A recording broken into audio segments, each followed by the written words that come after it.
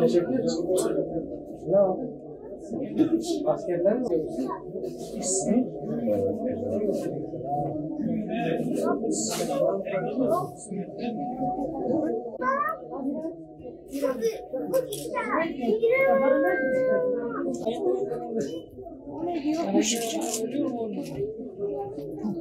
Bismillah.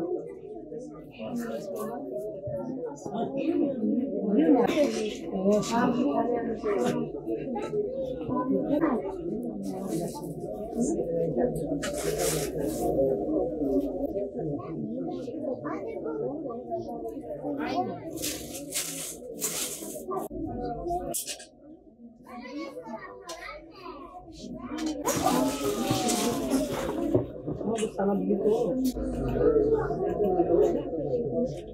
Bunu nasıl yapıyorsun? Sen mi?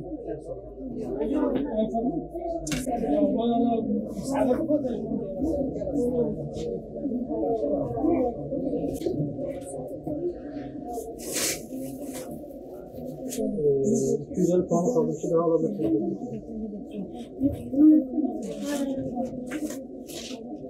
Bugün Ramazan ayının son günlerine yaklaşırken inşallah bayramı idrak edeceğiz.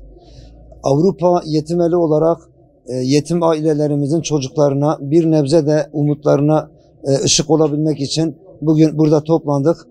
Yavrularımıza inşallah bayramlıklar hediye edeceğiz. Allah-u Teala hayır yapan hayırsever kardeşlerimizin hayırlarını dergah izzetinde kabul eylesin. Onlara da inşallah çağrımız budur. Onların bu yardımları çok oldukça bizler de inşallah bu yavrularımıza daha da çok el uzatabileceğiz. Allah-u Teala mallarına bereket inşallah kazandırsın. Allah sizlerden razı olsun. Ayrıca inşallah hayır sahiplerinin bize vermiş oldukları nakdi paraları da çocuklarımıza harçlık olarak vereceğiz. Bayramda güler yüzlü inşallah geçirmeleri dileğiyle. Allah sizlerden razı olsun.